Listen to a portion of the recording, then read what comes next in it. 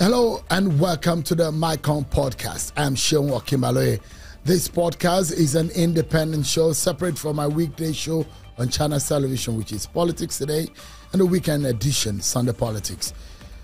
Well, we've seen President Bola Tinubu sworn in Justice Kudirat Kekereekun as the acting Chief Justice of Nigeria pending the approval of the Senate.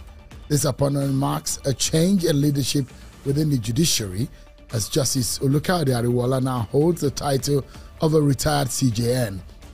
Justice Ariwoola did not leave without dropping a hint about the challenges in Nigeria's justice system. He said a few things at a valedictory session in his honor at the Supreme Court in Abuja.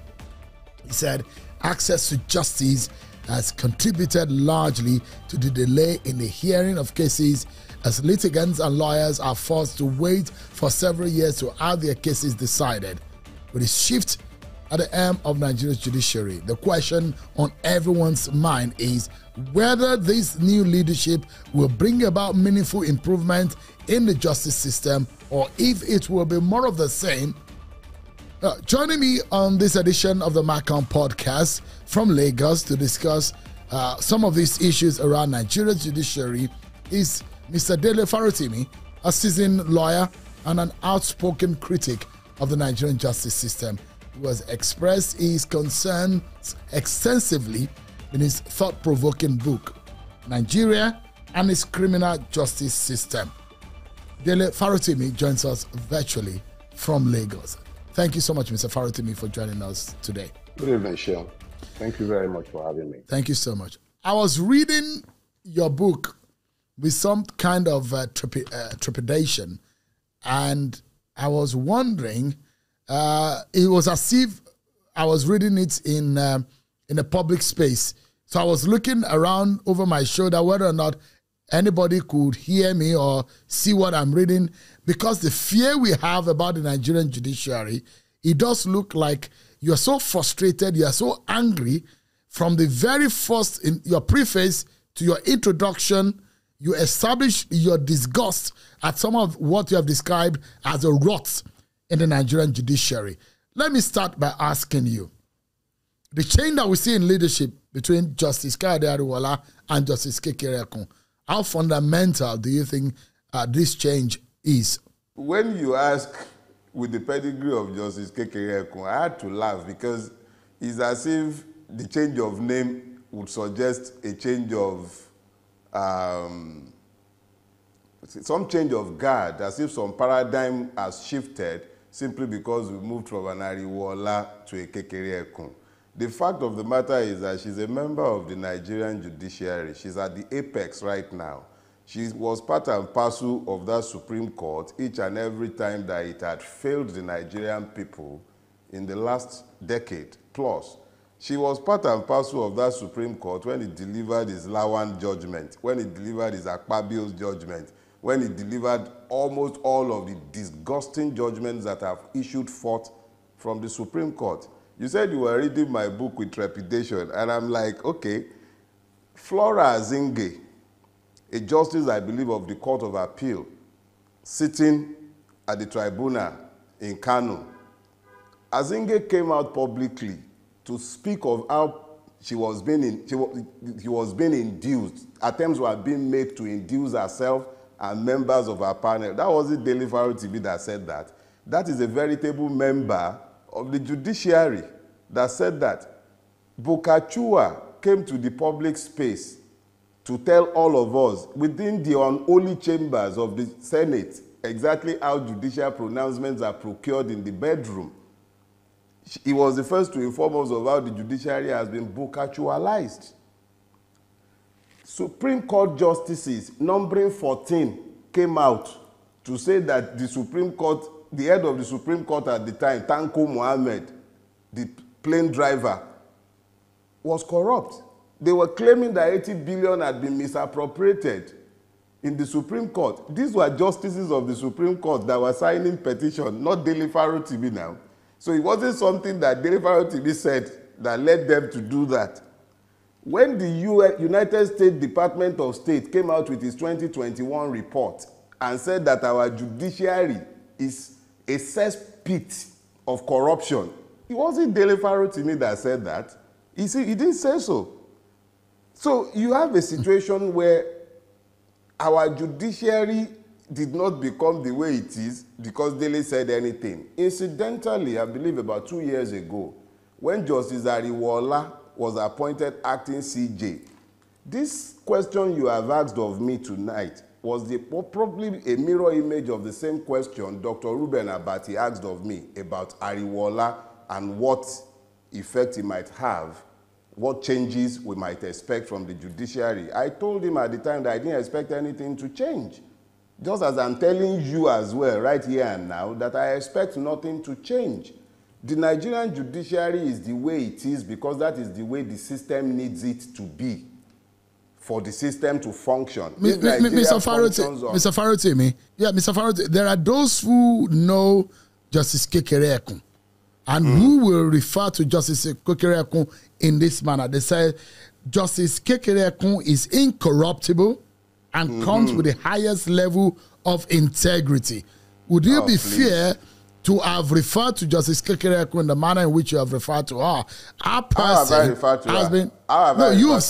You've made reference... Listen, my brother. Persons make up systems. But essentially, this is not about persons. I don't have a personal experience of Justice Kekere Ekun, so I cannot speak to a person. But I can speak to the institution that she is heading. And I am saying that the institution she's heading is institutionally incapable of delivering justice because the system has not been set up to deliver justice. I don't know who she is as a person, but I know what she represents. And I am saying that the institution she represents, look, don't listen to me. Listen to Ebun Shofunde SAN. Mr. Shofunde was very specific when he said very clearly that the judicial reputation is at an all-time low. That is the head of the body of senior advocates of Nigeria. Not me. I'm even a retired lawyer. I'm not a seasoned lawyer. Don't worry. It actually makes more sense for everybody to believe that I should not be taken seriously since I kukuma come across as a madman. So don't worry about me. Let's listen to the likes of Ebun Shofunde. Let's listen to I forget this justice's name, the one that retired from Niger State. In the chambers at his own valedictory service, he was busy indicting the judiciary and excoriating it in the strongest possible term, not something I said. So when I say it, maybe the irreverent manner that I might adopt in delivering the truth without bothering to sugarcoat it might come across as shocking, but I am not saying anything that we all are not aware of. Our judiciary is a reflection of the society that we have managed to build, debased, debauched, completely acculturated to abnormalities. It does not deliver any justice. We are only fooling ourselves. How do you talk about justice in a situation where you spend over 5 years in court, at the High Court, over 5 years before you are even heard? I have cases involving me as a person, personal cases where I had grievances against state agencies and I sued. And I've been in court for like 4 years in one case. My matter has not been heard in 1 day. We've never been called to open our case. And yet, if that is not corrupt, what is more corrupt? Justice delayed is justice denied. Ariwola is still sitting there at his valedictory saying bye-bye and he's talking about delaying justice. Who causes it? Yeah, and this is the manner in which I summarized your book. It's an easy read. I probably read half of it on the plane from Lagos to Abuja, and just about 100 pages or so. You said in that book, and this is how I summarize it. You said that there is a systemic corruption, inefficiency, lack of public trust in law enforcement and judicial processes in Nigeria. And you gave us some very far-reaching and personal experience as a practicing lawyer. In fact, what bothered me is the names that you dropped and the names you mentioned, which I know can put you into legal trouble. and which I know that you're a man of, you're a troublemaker yourself. Sheon, let me explain something to you. Yeah. In law, the truth is an absolute defense against libel. Whether that libel is civil or criminal libel, the truth is an absolute defense. I challenge any one of them to dare to sue me, take me to that same court. The key reason why I felt myself compelled to write this book is the fact that I sought legal redress for the libel against me by one of the principal characters, and he used his clout in the judiciary to deny me the capacity to even question him. These are heavy, these are weighty allegations. You have they are not allegations, they are former facts. Solicitor General of Lagos State, Lawal Pedro, SAN. You have accused Baba Afe Babalola, SAN. You have accused a very prominent person in the judiciary also of compromise. In fact, you even mentioned the retired CGN Ariwola in some of your analysis in your book. These are weighty and heavy allegations against these personalities, don't you think? Let me put it this way. I have been very, very deliberate about avoiding dealing with names and persons, because my fight in the Nigerian space is not against persons. It's about the decadent institution and the state itself. So whenever I have had to mention persons by name, it's been because it is completely unavoidable, and the truth and facts have to be established without looking at anybody's eyes, because all of us, we're just creatures in time. We will go eventually.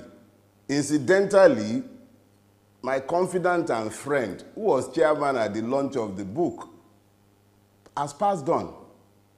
Within less than 2 months of the book being launched. That shows you the transient nature. Yes, it shows you the transient nature of the life that we live. So if I say because I'm afraid of what a human being would do to me, or I'm afraid of how my professional colleagues or people might look at me when I have spoken the truth, what of when I'm dead? What happens then? So whilst I'm here, alive and well, and able to speak the truth that I've experienced and has been given to me to speak, it is not for me to look at the eyes of Uche, me, Woju Uche, whoever know like him. They are the legal gurus now. They know the road to court. I have every confidence in the capacity of the truth, both as a shield and as a sword. Every confidence. And having said that, I say this knowing that I have told the truth. The facts are inside the court's own records, notoriously. So if people are not happy with what I have said, that's their problem. But it's not about their person, it's about the situation, the system that has allowed such levels of abuse.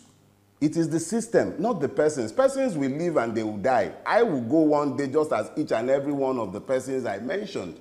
But the system that allowed that kind of evil has to change.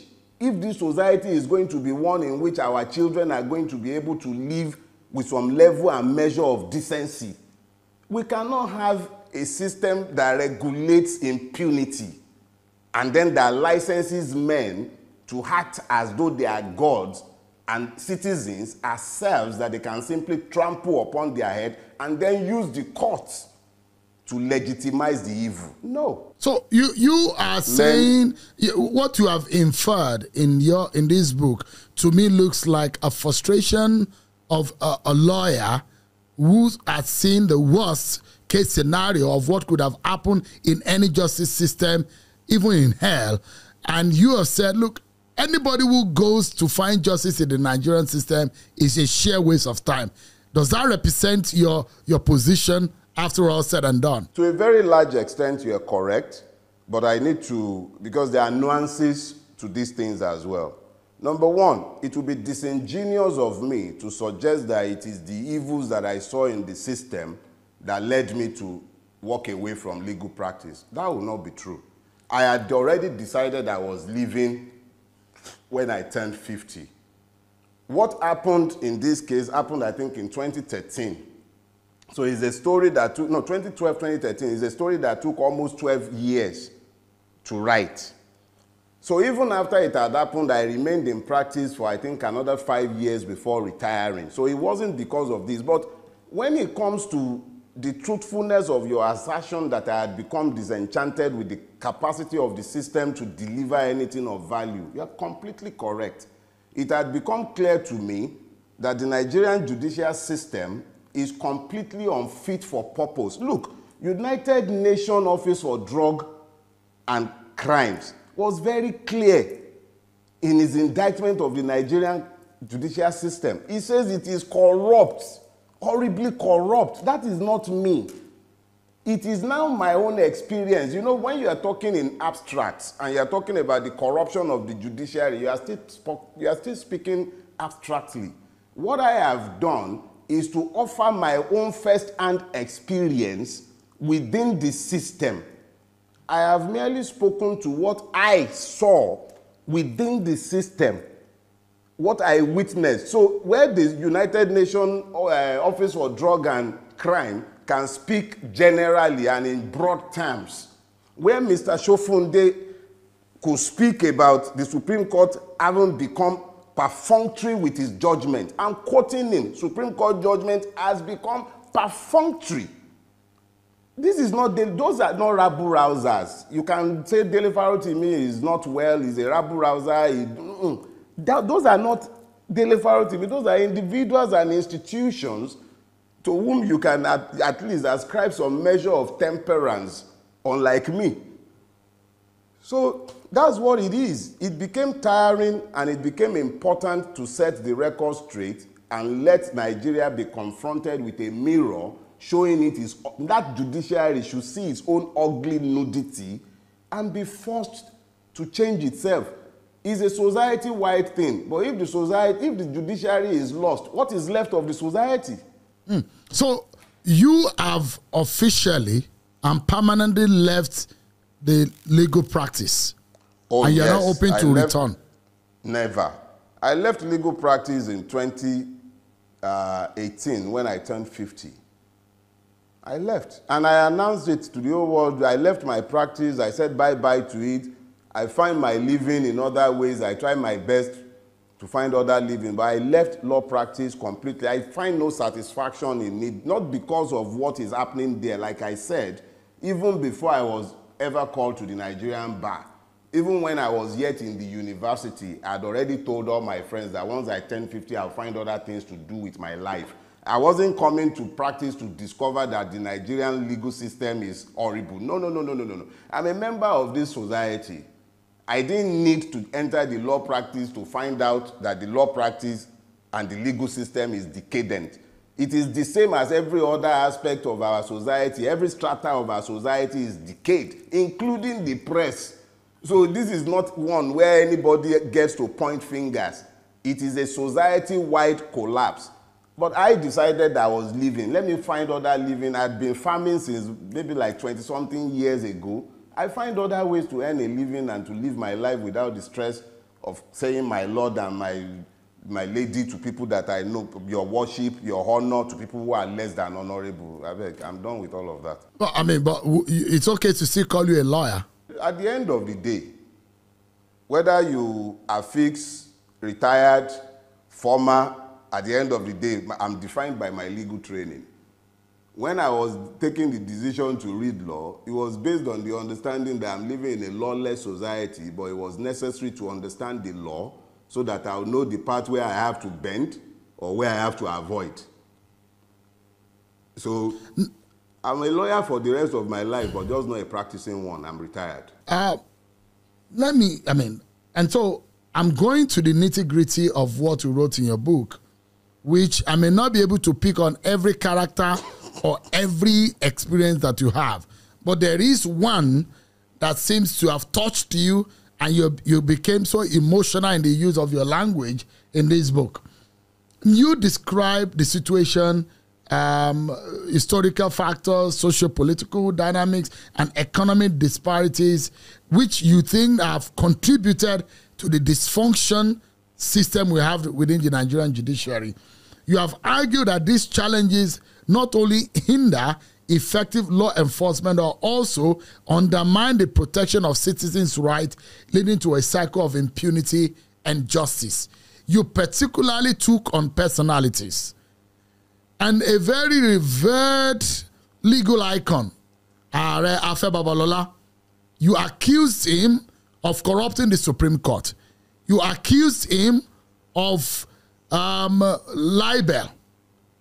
And you accuse him of leveraging his influence in the judiciary to deny you justice. You made reference to a particular case. And you also dragged the likes of Mr. Pedro SAN in all of this argument. What exactly was the situation? And how can you defend what you have alleged in this book? Like I have strived to explain, I am dealing with institutions and principalities within institutions. That I have had to deal with persons is by the way. They are collateral to my preoccupation.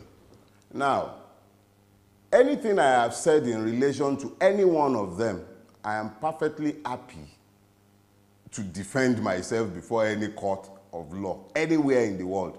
And the fact of the truth that I have told, they are all in the public space. They are in the public record. They are before the courts. I have not written this book to scandalize or to make money. In actual fact, every kobo derived from this book already pledged and donated to a foundation for autistic children. This is not for gain. But the truth is the truth is the truth. And it must be told without caring about names or reputations. If I have lied against persons, they are lawyers. As you said, Baba is the legal igu in Nigeria. They are the ones who planted the judiciary that we have today. And I know and they know what they did in the case under reference. And the facts of what they did, the malfeasance, is before the courts. They can't even, I don't even have to produce a single piece of paper. Everything is in the public space. But it seems that person so revered as Are Afe Babalola, yes, it looks that you are impugning that image, that reputation built over the years. And I'm asking you to substantiate.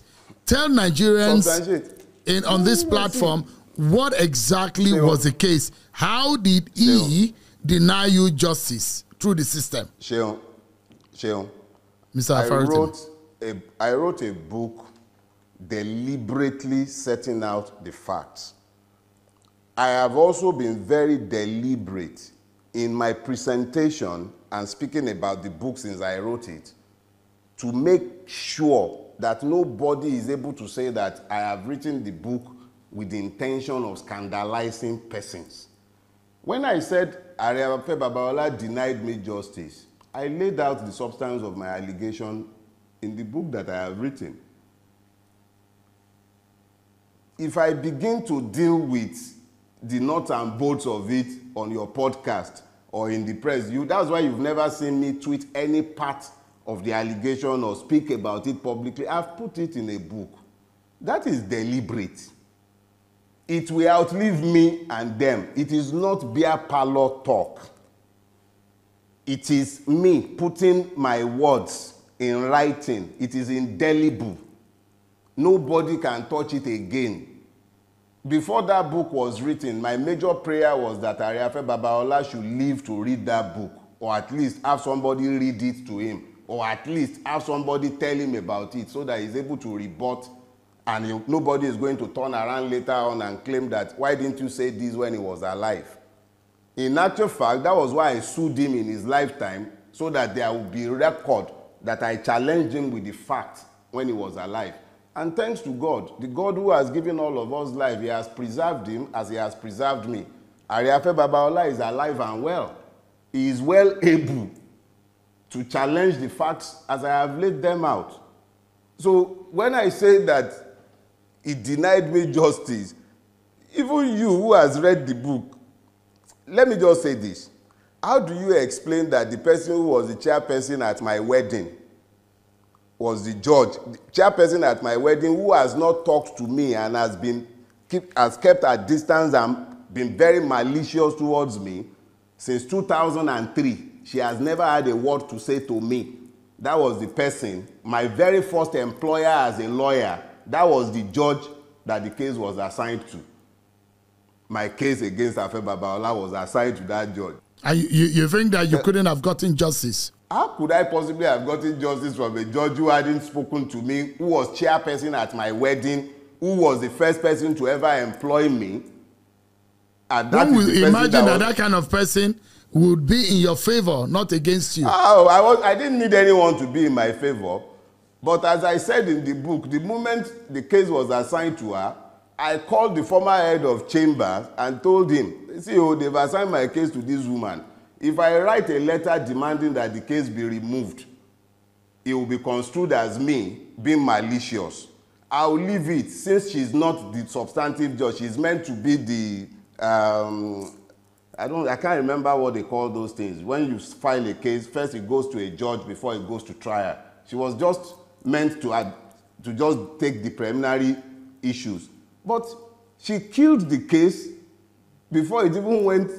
That's another story, and it's been told. See, justice must not only be done, it must be seen to have been done. She adjourned to rule on a preliminary objection. We wrote 2 letters to the court to find out when the ruling will be delivered, and copied the first chamber. Nobody ever responded. 9 months after her adjournment, she delivered the ruling without even informing us. We just happened to be in court for something else, and we realized that she had delivered her ruling without ever informing us. I have provided more. Look, my own is this. Before the book was written, I was pressured. I was under a lot of personal pressure that I must write this book and it must be in the public space, because none of us will live forever. Now I have written this book. Those who feel aggrieved by the book should do me the favor of suing me. I have not whispered in a beer parlor. I did not talk in some back room somewhere. I have written a book. It is in the public domain. If they are aggrieved, let them go to court. Maybe everybody, they tell us in Nigeria, go to court. Okay, so me, I'm saying to them as well, go to court. But you have not still told me on this platform, and perhaps a lot of my audiences who have not read the book, what did Afe Babalola do to you? You are making this sound like some personal grievance between myself and Afe Babalola. I'm saying it is not personal. I'm saying that Afe Babalola corrupted the judiciary. And in corrupting the judiciary, it came across my practice. When I came across it, I challenged it as a lawyer, and I fought it to the point where he could not enjoy the fruit of his exertion in the Supreme Court. In writing the letter that he wrote to the then Chief Justice of Lagos State, Ayomide Philip, he libeled me. He suggested that I should be derobed, that what I had done was deserving of sanction, and I should have been struck off the bar. And when I saw this, knowing what I already knew of what he did, I wrote a letter asking that he should withdraw that letter that he had written that was libelous of me. And he declined. Arrogantly so, he declined. And I sued him for libel. And when I sued for libel, the machines of corruption went into overdrive, and a case that should never have been killed at the preliminary stage was killed. Everything about the case, the judge to whom it was assigned, the manner of the handling of the case, 9 months after it was adjourned for ruling, 9 months, the procedures are clear, it shouldn't be longer than 3 months, 9 months, without informing us, in spite of the fact that we had written 2 letters to request to be told when the ruling will be delivered. So, and then the ruling went as far as to say that, look, Sheung, there are some things that should not be reduced to person. This has nothing to do with persons. If Areafe Babalola was the only person who is licensed to enjoy that level of impunity, that's different. It's not about him. It's a system-wide problem.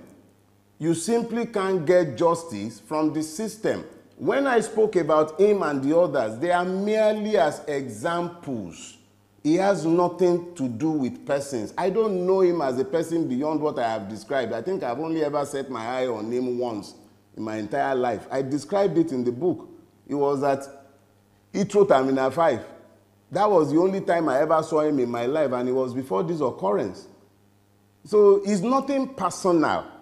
But if persons have perpetrated evil and they have reinforced it and built a system that is as patently evil as the one in which we are living, it becomes the duty of the conscious. If you are conscious of that evil, you must speak against it.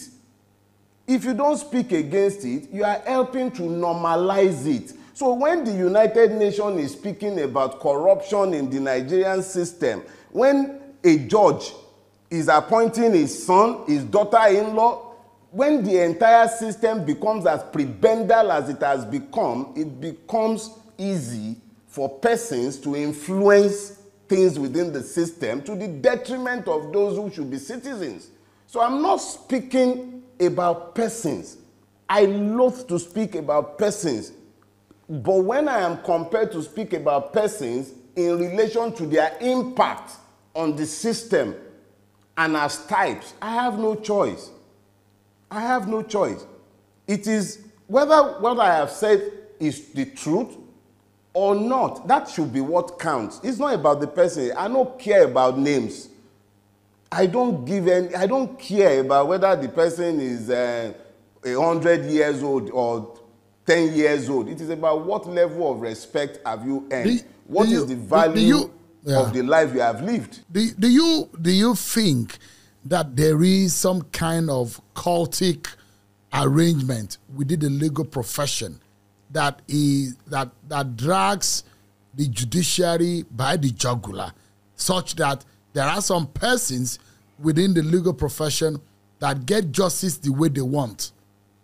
Because in some of your explanation, it does look like there is a class of lawyers or the class of persons within the Nigerian legal practice that gets whatever they want in the courtrooms. The Nigerian judiciary is not different from any other aspect of our society. What you find is that, okay, look at Ariwola, for instance. A man is the Chief Justice of the Federation. He makes his son a judge of the Federal High Court.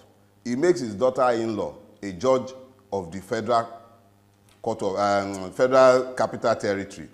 He makes his brother Auditor General, Auditor of the Nigerian Judicial Council. Another family member became a judge of the Court of Appeal. When you have these egregious abuses of the Judicial Code of Conduct, when they have more or less turned judicial appointment into a family inheritance, when it is the girlfriends and wives of politicians that become judges and justices, what you find is a replication of what you have in the police, in the custom, and in every other aspect of our society. So it is not as if there is a special cult in the judiciary or at the bar. No, not necessarily.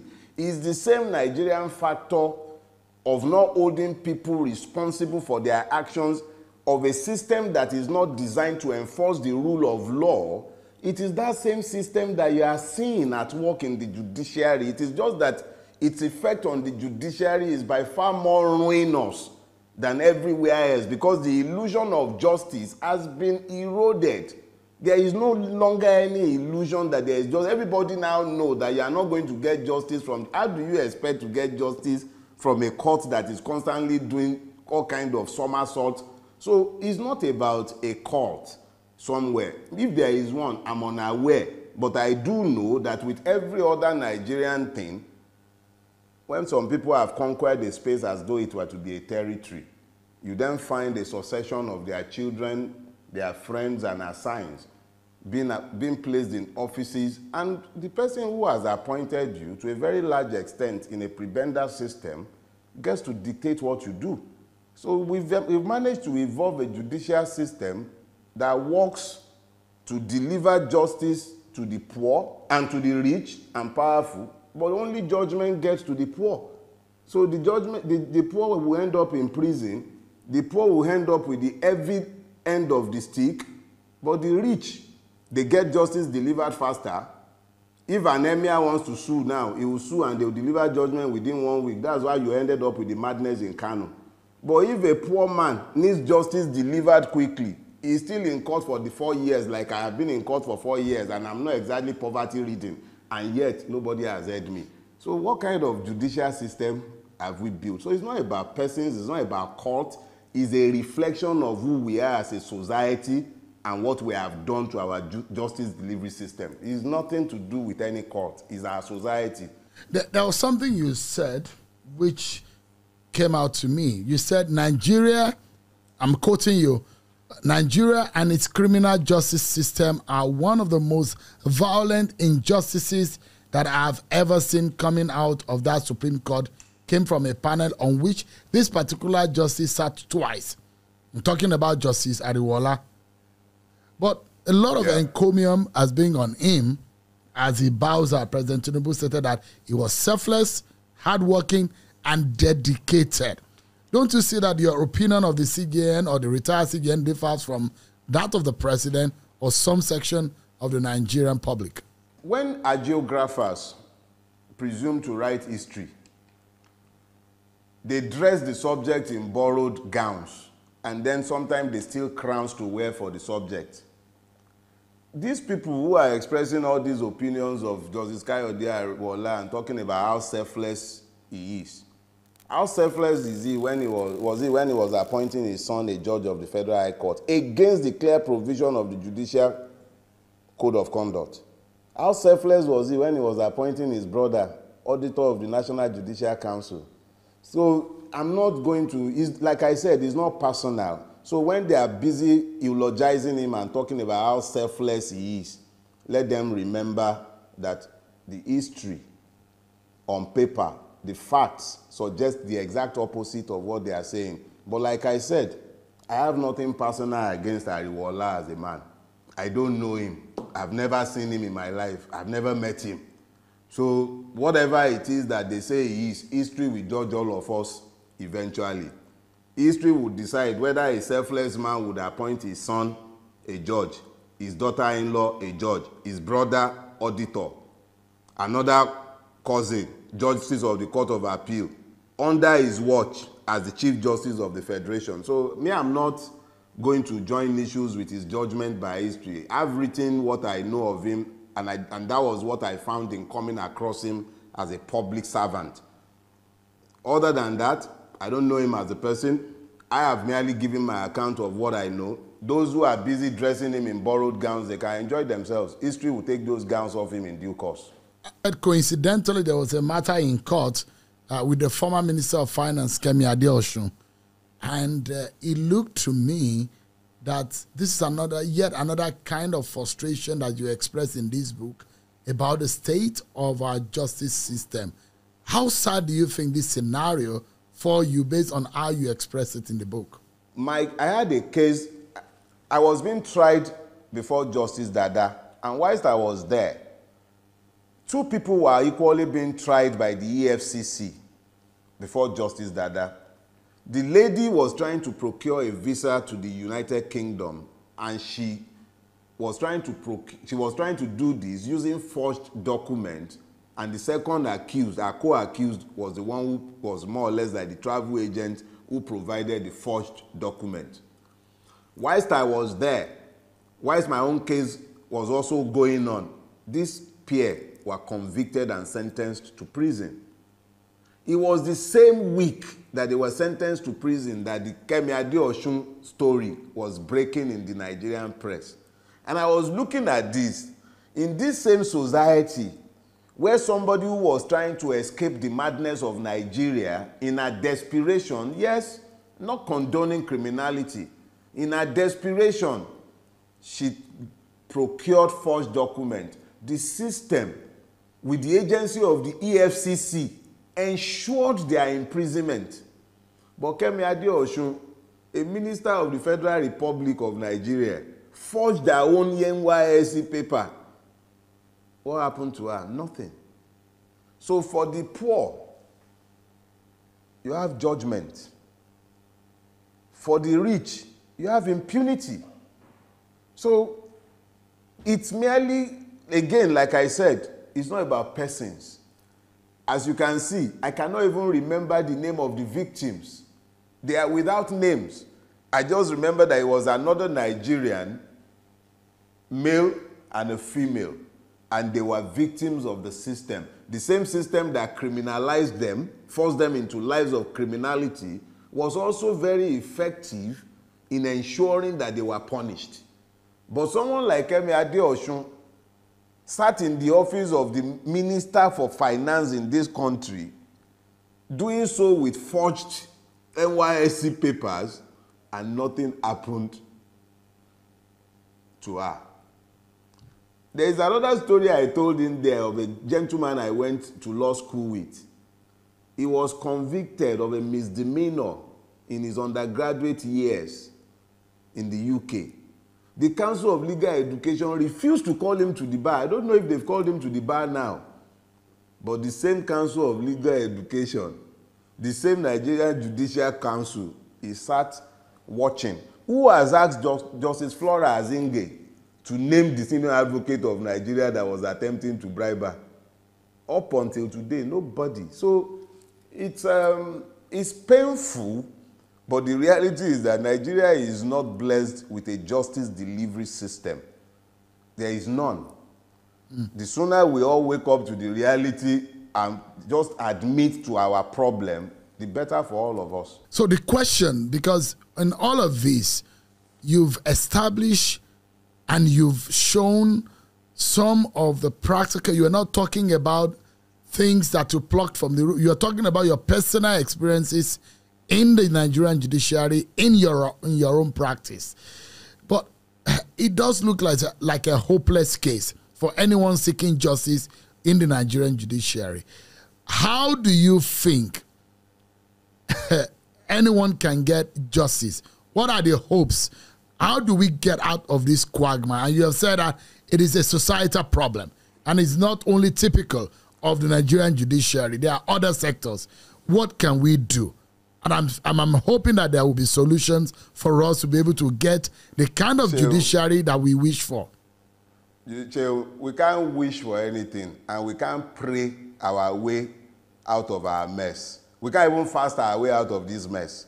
We have to be decisive enough in telling ourselves the truth. We have a problem, and that problem is not just our judiciary. Our problems lies in our mirrors. All we need to do is look in the mirror and we'll see our problem staring right back at us. The problem is not just if it was just the judiciary, we'll be talking about, okay, let's reform the judiciary. But when you are done reforming the judiciary, what are you going to do about our legislative arm? What are you going to do about our executive? What are you going to do about our police? What are you going to do about our customs? What are you going to do about we ourselves, our society? Ghanaians will not people any of our sectors. We are the ones who will still people it, and the question is, what have we done with it? So when you are asking me what the solutions might be, it is the same solution I've prescribed for the judiciary that I will prescribe for the police, that I will prescribe for our educational system. We need a drastic and urgent, radical turnaround. We have to admit to the fact that where we are is not desirable at all. Where we are, let's stop lying to ourselves that the excreta that has covered us is merely mud. It's not mud. It's foul excrete. We need to admit to it first. If we are going to walk away from it, we must admit to the undesirability of our situation. So the only thing that will save Nigeria, whether we like hearing it or not, there has to be a revolution of our minds, before we can even talk about a revolution of our systems. But the system itself is what has conditioned all this to be happening, because there are no consequences for bad behavior. If there were consequences for bad behavior, this will not continue. But everybody has come to the knowledge of the fact that anything goes in our country. There is sheer impunity everywhere you turn. The apogee of the impunity that has come to define our lives as Nigerians is when you hear them tell you, go to court. That statement is pregnant. It tells us of the failure of the state that we have built. When people who are flagrantly disobeying the laws and trampling all over the rights of individuals will look you in the eye and tell you, go to court. Before it used to be, go to the station, now go report me for station. Now it's no longer report me for station, it's go to court. And the most grueling and gruesome statement of the level of impunity that you are able to deploy, even with the instrumentality of our Supreme Court, are decisions such as the one you saw in Lawan, the like you saw in Akpabio, and the one that was done in the case in question in my book here. So it's not about something, it's not like it happened in my, like I described in my book, and it's happening every day across the length and breadth of Nigeria, from the magistrate court. I think the other day, a lawyer was busy broadcasting from a magistrate court, I think in Lagos, talking about how the magistrate, the clerk was demanding bribe before perfecting a bail. The thing, see, stop listening to me. Go out, there is enough out there to tell you how decadent the system has become. It's not about me, it's about the truth. All I am doing, I think the only thing unique about the book I have written is that somebody is talking about their own experiences, and they are not doing beer parlor talk, and they are putting names and dates and facts and figures. That is the only thing that is different. I have come to paint the details. That thing that the United Nations Office of Drug and Crime are telling you blithely, talking about general, the same thing that Mr. Ebonshofunde, SAN, was talking about when he says judicial reputation is at an all-time low. That Supreme Court judgments have become perfunctory. That is not Dele, that is the venerable Ebonshofunde, SAN. Do you know that man is a doyen of our profession? Mr. Farotimi, Mr. Farotimi, can we expect any, if Justice Kekere could decide to bring out some very major judicial reforms, do you think we can see some kind of changes? And if there is a possibility, what kind of judicial reforms can you see? We've seen a 300% in the rise of pay to judicial officer. Is it a good way to start in reforming the judiciary and ridding it of corruption? You cannot have a judiciary of saints and angels if you have a country peopled by those who have no respect for the law, for justice, or for equity. It is impossible to have a judiciary that is free of corruption when every other aspect of our society is as debased and corrupt as it is.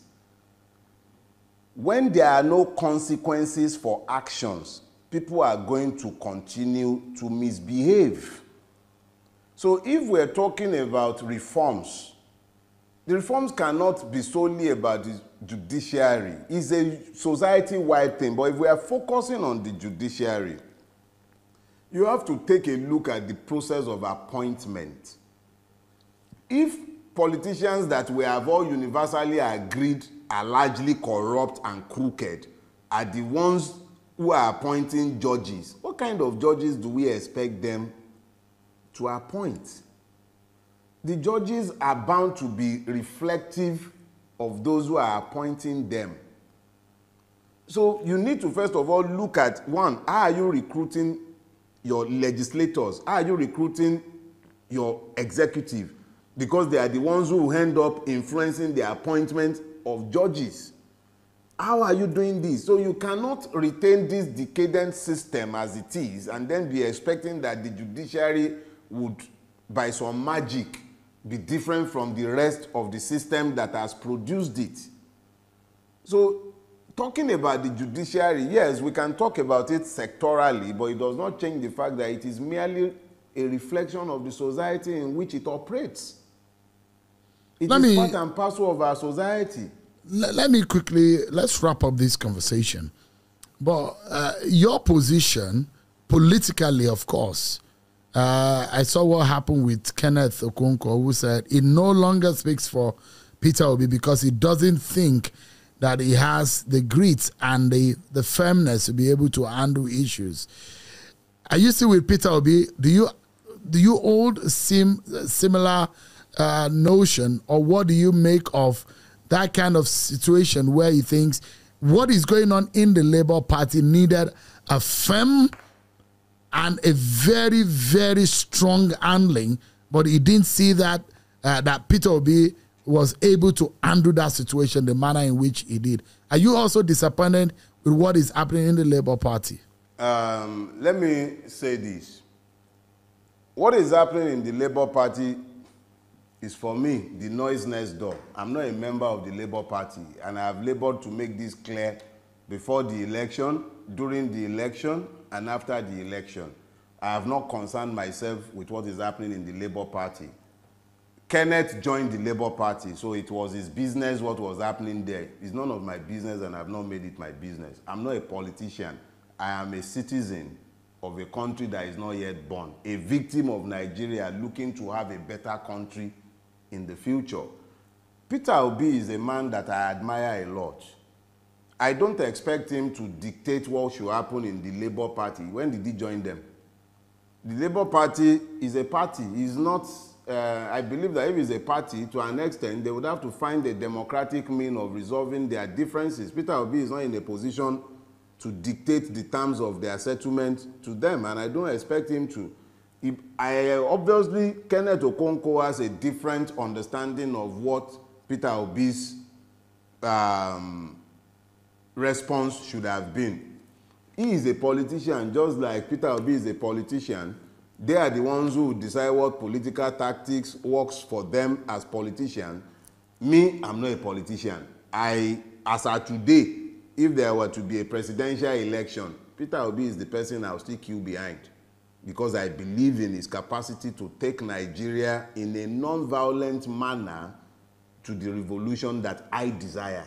I wish to see Nigeria turn around, and I don't want to see that happening violently. And I believe that Peter Obi has the mass appeal and the capacity to unite this country behind a vision for a better future. That is the basis. As at today, I don't know what he might do tomorrow that might change my mind. I'm a free agent.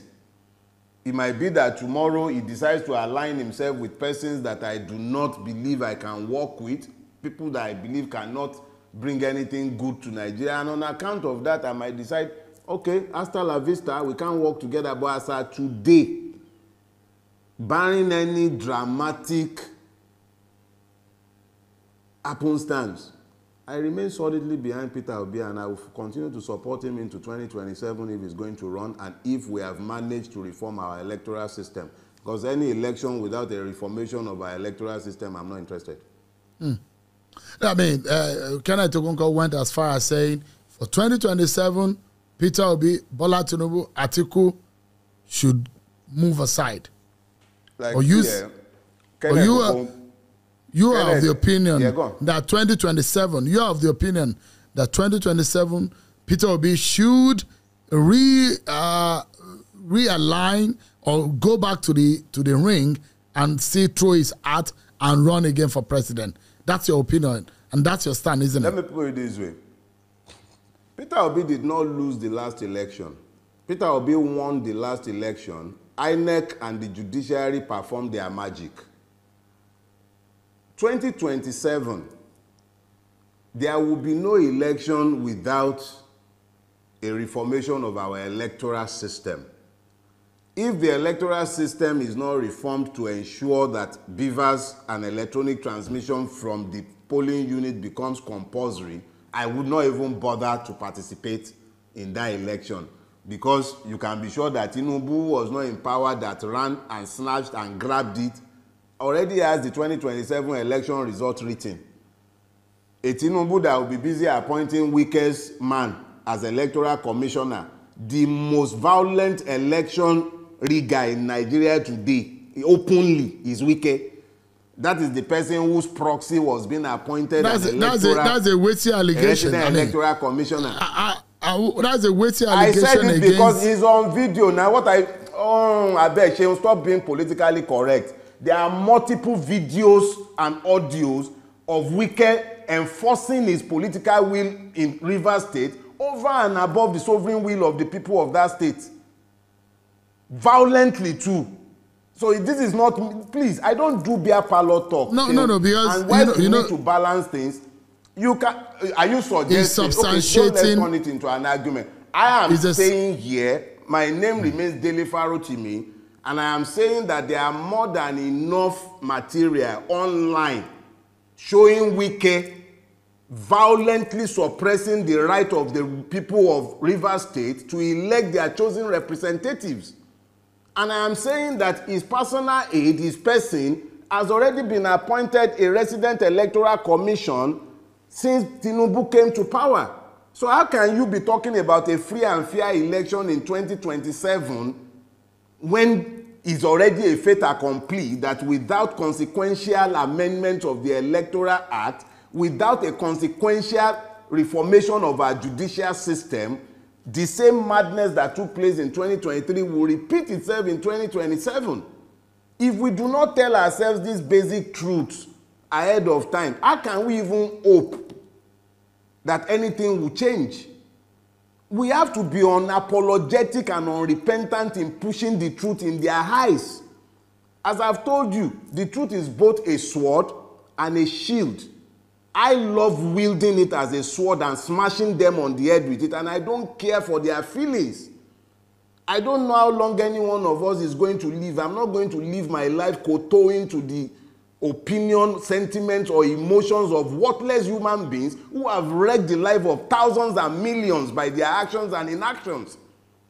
So we cannot be talking about an election in 2027 in the presence of the multiple madnesses that have remained with us, in the presence of a situation where a corrupt INEC chairman will open his mouth and blithely declare on national TV, go to court. We can't be having that and be talking about an election in 2027. We must at least be honest enough to tell ourselves what is in front of us. If there is going to be an election worthy of his name, I will be out there supporting Peter Obi. If there will be an election, and if we still even have a country, the way Bulaba is going with Nigeria, what do we know that will be left of this country by 2027? What will be left of this country? An emir is being killed in his own domain after ransom war. And we are talking about 2027. An Oba was killed. 2 Obas, for instance, were killed in Ekiti for the other time. And we are still talking about 2027. You practically don't have a functional state again. Somebody is single-handedly, without recourse to any due process, the due process law be damned, the PPP law be damned, single-handedly without public tender of any sort, be awarding a road at 4 billion naira per kilometer. And you are still talking about a country. Why are we lying to ourselves? We must, even if they will not agree, we must be unapologetic in telling these truths. Whether we would have a country in 2027 is up in the air. Hunger has become a real issue. So, I mean, the government of the day will say, Mr. Farotimi, that they are making... Which government? The government that cannot even ensure that we have fuel. Which government? Do you have government? You have exploiters, buccaneers, thieves. But, I mean, which government? The government of the day will say they are making efforts in fixing the problem that they met on the ground. It's still early in the day. They just have about a year. I'm Chinese too. I'm Chinese and I'm 6'7". Do you believe me? The government of the day has said they are making effort. We see the effort now. They are making effort. They are buying private jet. They are buying yachts. They are spending 21 billion to renovate. They are spending 90-something billion on Hajj. Is that the, and then they are falsely and fraudulently implementing Orosanye report. They are busy privatizing NNPC. We are busy refining in Malta and everywhere. We see the effort they are making. So I'm Chinese too, Sheung, and I'm 6'7". Do you believe me? So you don't see any good that this government has done since the last 1 year? Do you see it? You, no, I'm asking, because I'm a journalist. I'm asking. I had no expectation of anything good from this government. Nobody steals power to benefit the people. It does not happen. I do not expect the mercies of a thief who has robbed me. I was not under any illusion whatsoever about this government. But when you say that the election was stolen, there are those who argue that the elections were fought. The candidate you're talking about came a distant third. The case went to court, and the first court of first instance went to the Supreme Court, and the court validated the outcome of the election as pronounced by INEC, and that the lawyers were unable to prove that the elections were rigged or fraught with irregularities. How then will you be able to say that the mandate was stolen? Sheung, let me say something, right? You know, the ICPC was set up by Obasanjo. ICPC said that as of 2018 to 2020, 9.45 billion was paid as bribes to lawyers, by lawyers to judges. I didn't say that. Justice Kayode Esho said judges are becoming billionaires because they are sitting on electoral tribunals. Dele Farotimi didn't say that. If you believe for 1 second that the Nigerian judiciary did justice in the 2023 election cycle, I have dollars to sell to you. Just bring money, let's go and buy chemical. What I will say to you is this, Sheung. Yorubas have a proverb. They say that two people cannot be equally fooled by a lie. If the person telling the lie is unaware that he is lying, the person being told the lie should know that a lie is being told. At least the person against whom the lie is being told should also be aware that a lie has been told against him. I say it without any equivocation. The Nigerian judiciary, by its multiple somersaults in the last electoral cycle, established beyond any argument the fact of its complicity in the rape of democracy in 2023. People can hold their opinions, and that's the beauty of opinion. Everybody is entitled to one. Even me.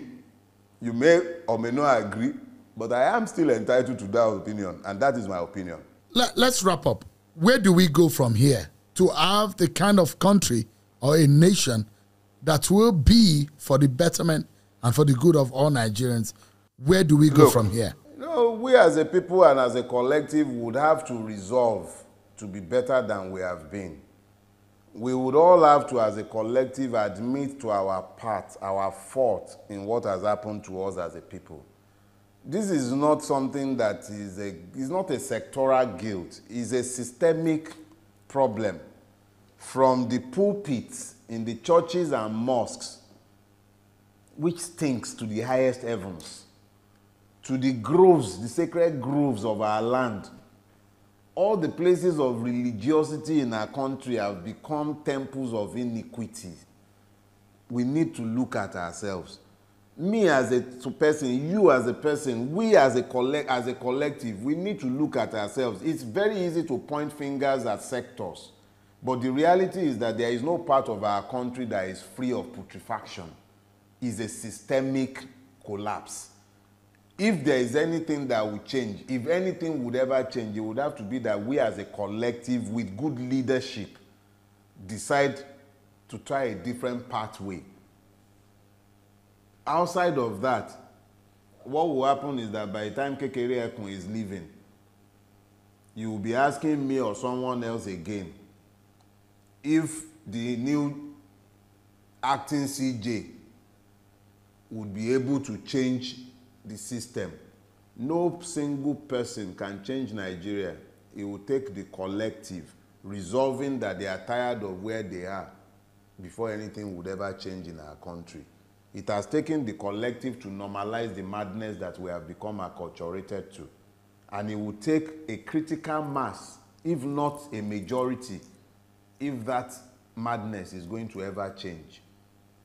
That's what I've seen about this. Mr. Dele Farotimi, retired lawyer, a farmer, and a Nigerian.